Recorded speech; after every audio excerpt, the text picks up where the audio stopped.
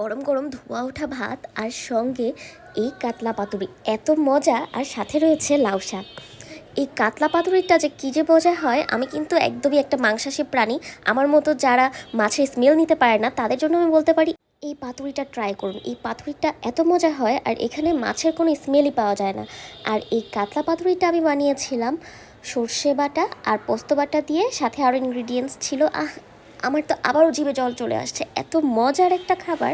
চলুন আপনাদেরকে একটু দেখাই আমি কিভাবে করিয়েছিলাম এই কাতলা পাতুরি। তো কাতলা মাছ নিয়েছিলাম, বড় কাতলা মাছ, সাথে দিয়েছিলাম সর্ষে বাটা, পোস্ত বাটা, পরিমাণ মতো আদা রসুন বাটা, তারপর পেঁয়াজ কুচি আর সরিষার তেল, আর সেই সাথে স্বাদ মতো লবণ, স্বাদ মতো মরিচ গুঁড়ো তো থাকছেই, আর হলুদের গুঁড়ো স্বাদ মতো আপনারা দিয়ে দিবেন। আর তারপর পুরোটা মিক্স করার পর উপর দিয়ে একটু কাঁচা লঙ্কা দিয়ে দিবেন। কাঁচা মরিচ দিলে কী যে মজা লাগে এটা। এই যে আমি সবগুলো মিক্স করে ফেলেছি, আর সাথে নিয়েছি লাউ পাতা। এবার লাউ পাতার উপরে ম্যারিনেট করে রাখা কাতলা মাছ এবং সেই সাথে সব মশলা মিক্স সহ লাউ পাতার উপরে চারপাশে ছড়িয়ে দিতে হবে। এরকম করে চারপাশে যত বেশি মশলা মেশানো এই মিক্সটা দিয়ে দিবেন, ঠিক ততটাই মজা হবে। আর উপরে একটা কাঁচামরিচ, এই কাঁচামরিচটা খেতে যে কী যে মজা হবে। এরপর সুন্দরভাবে এই লাউ পাতাটা মুড়িয়ে নিতে হবে। আপনারা ভালোভাবে মুড়িয়ে নেবেন যেন কোনো সাইড থেকে এর কোনো মশলা বা মাছ বের না হয়ে যায়। এরপর এটাকে সুন্দরভাবে এই সুতো দিয়ে পেঁচিয়ে নিতে হবে যেন লাউ পাতাটা খুলে না যায়। আপনারা আলতোভাবে এটাকে পেঁচিয়ে নেবেন যেন লাউ পাতাটা ছিঁড়ে না যায় এবং সুন্দরভাবে এটা বন্ধ হয়ে যায়, একদম মুখটা সিল হয়ে যায়। এই যে আমি করে ফেলেছি সবগুলো কাতলা মাছ, একদম সুন্দরভাবে সিল করে ফেলেছি।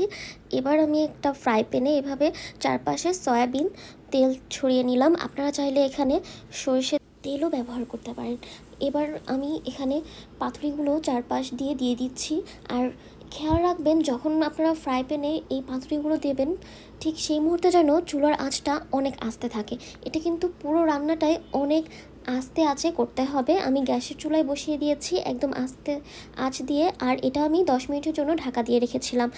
সম্পূর্ণ রান্নাটাই কিন্তু এরকম খুব অল্প আঁচে হতে হবে। আর এবার আমি এই পাতুরিগুলো উল্টিয়ে নিচ্ছি। উল্টিয়ে নেওয়ার পর এটা আবারও কিছুক্ষণ, প্রায় 10 মিনিটের মতো আবারও আমি এটাকে ঢাকা দিয়ে দিব।